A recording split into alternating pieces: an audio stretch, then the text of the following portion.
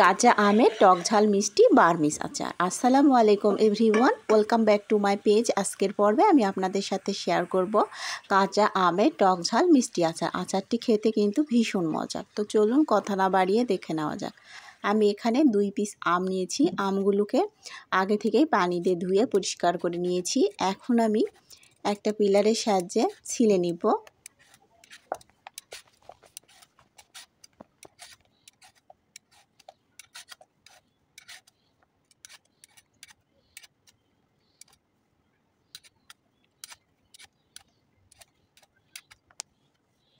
তো আমার আমটাকে ছিলে নেওয়া হয়ে গিয়েছে। এখন আমি একটা ছুরির সাহায্যে আমগুলোকে স্লাইস করে কেটে নিব।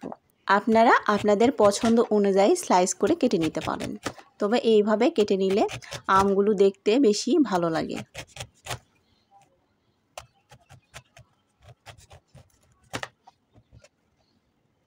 তো আমার আমগুলোকে কেটে নেওয়া হয়ে গিয়েছে। এখন আমি আমের ভেতর থেকে বিচিটাকে বের করে নিচ্ছি। এখন আমি একটা মিক্সিং বলে আমগুলোকে তুলে নিব। আর এখানে আমি আমের পরিমাণ অনুযায়ী চিনিটা দিয়ে নিব। আপনারা আপনাদের আমের পরিমাণ অনুযায়ী চিনিটা দিয়ে নেবেন। এখন আমি 1 ঘন্টার জন্য চিনির সঙ্গে আমগুলোকে মেখে রেখে দিব।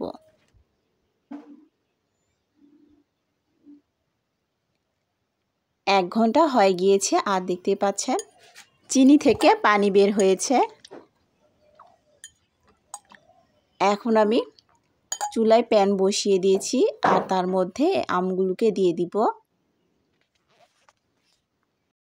এখন আমগুলোকে আমি জাল করে নিব।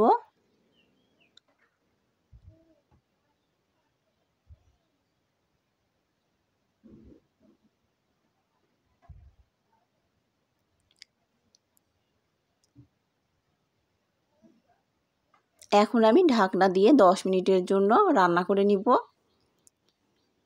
10 মিনিট হয়ে গিয়েছে, শিরাটা একটু ঘন হয়ে গিয়েছে। এখন আমি এর মধ্যে দিয়ে দিব হলুদ গুঁড়া আর লাল মরিচের গুঁড়া দিয়ে আবার আমি নেড়েচেড়ে জাল করে নিব। আর আমি এখানে সামান্য পরিমাণ লবণও ব্যবহার করেছি, আপনারা চাইলে লবণটাকে বাদ দিতে পারেন।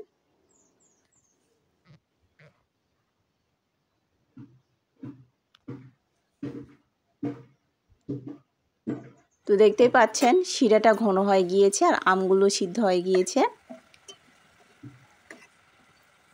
এখন আমি এর মধ্যে দিয়ে দিব আগে থেকে গুঁড়ো করে রাখা জিরা, ধনা আর দিব শুকনা মরিচ গুঁড়ো। এগুলোকে দেওয়ার ফলে এই আচারটার টেস্ট আরও বেড়ে যাবে দ্বিগুণ। এখন আমি এগুলো দেওয়ার পর আবার একটু নেড়েচেড়ে চুলা থেকে নামিয়ে নিব। খুব বেশি জাল করা যাবে না, তাহলে দেখবেন এই শিরাগুলো আরও শুকিয়ে যাবে, কারণ এটা চুলা থেকে নামানোর পর এমনিতেই টেনে যাবে। আর একটু এই আচারটি জুসি জুসি থাকলে খেতে আরও বেশি ভালো লাগবে। আশা করছি আজকের এই রেসিপিটি আপনাদের কাছে ভালো লেগেছে। ভালো লেগে থাকলে বাসায় অবশ্যই একবার এইভাবে তৈরি করে খেয়ে দেখবেন। আল্লাহ হাফেজ।